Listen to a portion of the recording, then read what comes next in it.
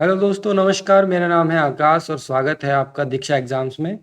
आज हम पढ़ने वाले भारत का नदी प्रवाह तंत्र, जो कि परीक्षा की दृष्टि से बहुत ही महत्वपूर्ण विषय है। और आज हम पढ़ेंगे नदी प्रवाह तंत्र।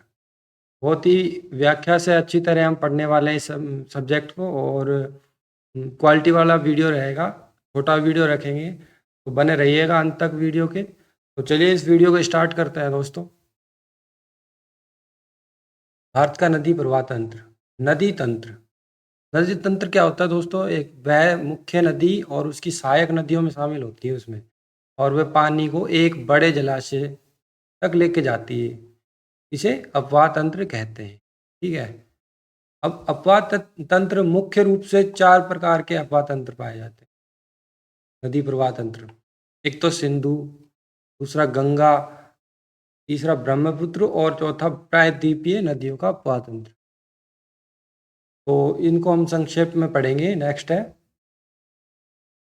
पहले में आता है सिंधु प्रणाली। अब सिंधु प्रणाली में आती है सिंधु, झेलम, चिनाब, रावी, व्यास, सतलज आदि नदियां शामिल हैं। और गंगा में यमुना, घाघरा, गंडक, कोसी, सोन, रामगंगा आदि नदियां शामिल हैं। फिर आता है ब्रह्मपुत्र दोस्तों। ब्रह्मपुत्र नदी है, तिब्बत से निकलती है और गंगा नदी में मिल जाती है बंगाल में जाके, सॉरी बांग्लादेश में जाके। और प्रायद्वीपीय नदी तंत्र। प्रायद्वीपीय नदी तंत्रों में दोस्तों नर्मदा, ताप्ती, गोदावरी, कृष्णा, कावेरी, महानदी जैसी नदियां शामिल है, जो प्रायद्वीपीय भारत में बहती है। अब पढ़ते हैं दोस्तों सिंधु नदी तंत्र, जिसमें मुख्य नदियां शामिल है। सिंधु नदी तंत्र सिंधु नदी और उसके सहायक नदियों का एक जटिल नेटवर्क है, जो भारत, पाकिस्तान और तिब्बत में फैला है। सिंधु नदी स्वयं तिब्बत के मानसरोवर झील के पास कैलाश पर्वत से निकलती है और फिर भारत और पाकिस्तान से होकर अरब सागर में मिल जाती है। सिंधु नदी में सिंधु नदी मुख्य नदी है, जो तिब्बत से निकलकर भारत पाकिस्तान में होकर बहती है। उसके बाद है झेलम। झेलम नदी सिंधु की एक प्रमुख सहायक नदी है, जो कश्मीर घाटी से निकलती है। ये दोस्तों सिंधु नदी का मैप है। चेनाब, सतलज, रावी, चेनाब, झेलम, ये आप देख पा रहे हो। फिर आती चेनाब। चेनाब नदी सिंधु नदी की एक अन्य प्रमुख सहायक नदी है, जो हिमाचल प्रदेश से निकलती है। रावी नदी सिंधु की एक सहायक नदी है, जो हिमाचल प्रदेश से निकलती है। इसी तरह दोस्तों व्यास भी हिमाचल प्रदेश से निकलती है। और सतलज है, जो सतलज भी तिब्बत से निकलती है दोस्तों ये। नेक्स्ट है गंगा नदी की प्रमुख सहायक नदियाँ और उसके उद्गम स्थल। गंगा नदी की कई सहायक नदियां हैं, जो इसके जल को बढ़ाती है और इसे एक विशाल नदी तंत्र बनाती है। ये नदियां दो भाग में विभाजित होती है, एक तो बाएं किनारे से और एक दाएं किनारे से। तो ये सहायक नदियां, ये नाम है और ये इनका उद्गम स्थल है। जैसे घाघरा नदी है, तिब्बत के मानसरोवर के पास से का उद्गम होता है। गंडक नदी का नेपाल के धौलागिरी पर्वत से। कोसी का नेपाल के हिमालय से। रामगंगा नदी का उत्तराखंड के कुमाऊं क्षेत्र से नैनी देवी पहाड़ियों से होता है। महानंदा नदी दार्जिलिंग की पहाड़ियों से उद्गम होता है। दाएं किनारे से, दाएं तरफ से जो गंगा मिलती है, यमुना नदी यमुनोत्री ग्लेशियर से निकलती है दोस्तों, और ये गंगा की सबसे बड़ी सहायक नदी है। बंदरपंच पर्वत से निकलती है उत्तराखंड से। सोन नदी अमरकंटक पहाड़, पठार, और ये मध्य प्रदेश से इसका उद्गम होता है। चंबल नदी जानापाव की पहाड़ियों से मध्य प्रदेश से। बेतवा नदी रेसिन जिला मध्य प्रदेश। केन नदी जबलपुर जिले के पास मध्य प्रदेश। कुछ अतिरिक्त महत्वपूर्ण तथ्य, जो यमुना नदी गंगा की सबसे बड़ी, जो कि मैंने बताया था आपको, और प्रमुख सहायक नदी है। कोसी नदी बिहार की दुखदाई नदी है। इसको कोसी को बिहार का शोक भी कहा जाता है, कभी भी दिशा बदल लेती है दोस्तों और बाढ़ आ जाती है। घाघरा और गंडक नेपाल से निकलती है और बिहार में गंगा में आके मिल जाती है। सोन नदी पटना के पास मिलती है। ये सवाल बनता है दोस्तों कई बार कि सोन नदी कहाँ पे मिलती है, तो बिहार में पटना के पास गंगा में मिल जाती है सोन नदी। अब आ जाता है ब्रह्मपुत्र नदी तंत्र पर।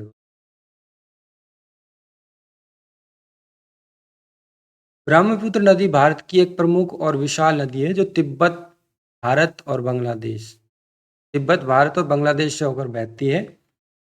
इसका नदी तंत्र बहुत विस्तृत है और जिसमें कई सहायक नदियाँ और उप सहायक नदियाँ शामिल है। ये दोस्तों ब्रह्मपुत्र नदी का मैप है। ये यहाँ से तिब्बत से आकर और अपने असम से होते हुए ये बांग्लादेश से होते हुए गंगा में मिल जाती है और इसका नाम पद्मा हो जाता है जब ये वहाँ मिलती है गंगा से। ब्रह्मपुत्र नदी का उद्गम दोस्तों तिब्बत में इसे सांगपो कहा जाता है और तिब्बत में हिमालय की छाया में स्थित अंगसी ग्लेशियर से निकलती है। तिब्बत में इसे सांगपो नदी कहा जाता है। अरुणाचल प्रदेश में प्रवेश करने पर इसे सियांग या दिहांग नदी कहा जाता है। असम में ये ब्रह्मपुत्र के नाम से जानी जाती है। बांग्लादेश में ये जमुना नदी कहलाती है और आगे जाके ये गंगा में मिल जाती है जिसे पद्मा कहा जाता है। ब्रह्मपुत्र की नदी का मार्ग तिब्बत में सांगपो पश्चिम से पूर्व की ओर बहती है। अरुणाचल प्रदेश में प्रवेश करती है, यहाँ पर सियांग या दिहांग कहते हैं। और असम में ये ब्रह्मपुत्र कहलाती है और राज्य के मध्य भाग से पश्चिम की ओर बहती है। बांग्लादेश में ये जमुना कहलाती है दोस्तों। दक्षिण की ओर बहते हुए पद्मा नदी से मिलती है। पद्मा यानी कि गंगा नदी से मिल जाती है और फिर बंगाल की खाड़ी में गिरती है समुद्र में। ब्रह्मपुत्र की सहायक नदियां कौन कौन सी दोस्तों? तो ये बाएं किनारे से सुबनसिरी नदी है जो तिब्बत में हिमालय से अरुणाचल प्रदेश से होकर आती है। एक कामेंग नदी है अरुणाचल प्रदेश में पश्चिमी भाग से इसका उद्गम स्थल है। फिर दोस्तों धनसिरी है, इसका उद्गम स्थल है नागालैंड की पहाड़ियों से, ठीक है। और दिकोंग नदी है जो अरुणाचल प्रदेश से है और रांग नदी है जो हिमालय की पूर्वी श्रेणियां है जो अरुणाचल प्रदेश में वहां से उद्गम होता है इनका। दाएं किनारे की सहायक नदियां मंजा है जो वो भूटान की पहाड़ियों से उसका उद्गम होता है और भेरालू का भी भूटान से और संकोस का भी भूटान से ही उद्गम है दोस्तों। तिस्ता नदी है जो ये सिक्किम और पश्चिम बंगाल से इसका उद्गम स्थल होता है। ब्रह्मपुत्र नदी तंत्र की विशेषताएं क्या है दोस्तों? यह नदी 3 देशों से यानी कि तिब्बत, भारत और बांग्लादेश से होकर गुजरती है। तिब्बत में उद्गम होता है और बांग्लादेश से बंगाल की खाड़ी में गिर जाती है।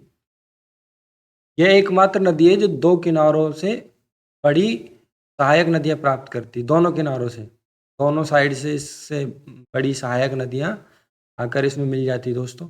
यह नदी हर वर्ष बड़े पैमाने पर बाढ़ लाती है, खासकर असम में इसी की वजह से दोस्तों बाढ़ आती है। ब्रह्मपुत्र नदी का डेल्टा गंगा नदी में मिलकर एक विश्व का सबसे बड़ा डेल्टा, बहुत ही इंपॉर्टेंट क्वेश्चन है दोस्तों ये, सुंदरवन का डेल्टा बनाती है। तो सुंदरवन का डेल्टा कौन बनाती है? ब्रह्मपुत्र और गंगा नदी मिलकर बंगाल की खाड़ी में विश्व का सबसे बड़ा डेल्टा सुंदरवन का डेल्टा बनाती है। यहाँ पर मैंग्रोव वन भी पाए जाते हैं। अब इसकी लंबाई कितनी है दोस्तों? कुल लंबाई है 2900 किलोमीटर। तिब्बत में 1625 किलोमीटर लगभग और भारत में लगभग 918 किलोमीटर। बांग्लादेश में सबसे कम बहती है, ये लगभग 337 किलोमीटर इसकी लंबाई है दोस्तों। अब आ जाते हैं प्रायद्वीपीय नदी तंत्र पर। प्रायद्वीपीय नदी तंत्र जो दोस्तों साउथ इंडिया की साइड जो नदियां बहती है वो प्रायद्वीपीय नदियां कहलाती है। दक्षिण भारत में नदियों को प्रायद्वीपीय जो पठार में बहती है उनको प्रायद्वीपीय नदी तंत्र कहा जाता है। ये गंगा ब्रह्मपुत्र जैसी हिमालयन नदियों से भिन्न होती है। जैसे गंगा है, ब्रह्मपुत्र है, ये हिमालय में इनका उद्गम होता है तो ये इनसे भिन्न होती है दोस्तों। इनका स्रोत हिमनद नहीं होकर बल्कि वर्षा होती है। तो ये नदियां हैं जो वर्षा पर निर्भर होती है दोस्तों। प्रायद्वीपीय नदियों की प्रमुख विशेषताएं। स्रोत जैसा कि बताया वर्षा आधारित है। जल स्रोत मानसून पर निर्भर होती है। प्रवाह दिशा 2 तरह से ही प्रवाह होता है। अधिकतर पूर्व की ओर बहती है यानी कि बंगाल की खाड़ी में गिरती है और कुछ पश्चिम की ओर अरब सागर में जाकर गिरती है। प्रवाह प्रकृति क्या है? अस्थायी है रूप से बहने वाली, मतलब गर्मी में सूख सकती हैं, कुछ सूख जाती हैं, कुछ बहती रहती हैं। घाटियां इसमें पाई जाती है दोस्तों, गहरी नहीं पाई जाती इसमें, कम कटाव वाली घाटियां पाई जाती। प्रमुख प्रायद्वीपीय नदियां और उनका विवरण। अब आ जाते हैं कौन कौन सी प्रायद्वीपीय नदियां हैं दोस्तों। गोदावरी, जिसको दक्षिण भारत की गंगा भी कहा जाता है। सबसे बड़ी गोदावरी नदी है दोस्तों। त्र्यंबकेश्वर जो कि नासिक में है, वहां से इनका उद्गम होता है गोदावरी नदी का। कृष्णा नदी महाबलेश्वर महाराष्ट्र से, ये भी महाराष्ट्र से ही उद्गम होता है इसका। कावेरी, कावेरी दोस्तों कर्नाटक से उद्गम स्थल होता है। ताल कावेरी, देखो इसमें भी कावेरी आ रहा है, और ताल कावेरी से उद्गम स्थल होता है। ब्रह्मगिरी पहाड़ियों से। महानदी सिहावा, महानदी सिहावा छत्तीसगढ़ से उद्गम स्थल होता है। और पेनार होता है नंदीदुर्ग कर्नाटक से। पेनगंगा दोस्तों, ये भी महाराष्ट्र से गोदावरी नदी में मिल जाती है। अरब सागर में गिरने वाली नदियां, अरब सागर में गिरने वाली नर्मदा, ताप्ती, माही, साबरमती। दोस्तों इसकी एक ट्रिक भी है, समानता अरब सागर में गिरती है। समानता सैफोर साबरमती, मा से माही, और न से नर्मदा, और त से ताप्ती। समानता अरब सागर में गिरने वाली नदियां हैं। नर्मदा अमरकंटक पठार से मध्य प्रदेश से। ताप्ती नदी सतपुड़ा पर्वत मध्य प्रदेश से। माही नदी मध्य प्रदेश से। माही मध्य प्रदेश, माही मध्य प्रदेश। दोस्तों माही नदी है जो कि कर्क रेखा को 2 बार काटती है। साबरमती राजस्थान के मध्य प्रदेश सीमा पर। अरावली से साबरमती जो उद्गम होता है। प्रायद्वीपीय नदी तंत्र का महत्व, ये सिंचाई, पेयजल और जल विद्युत उत्पादन में सहायक है दोस्तों।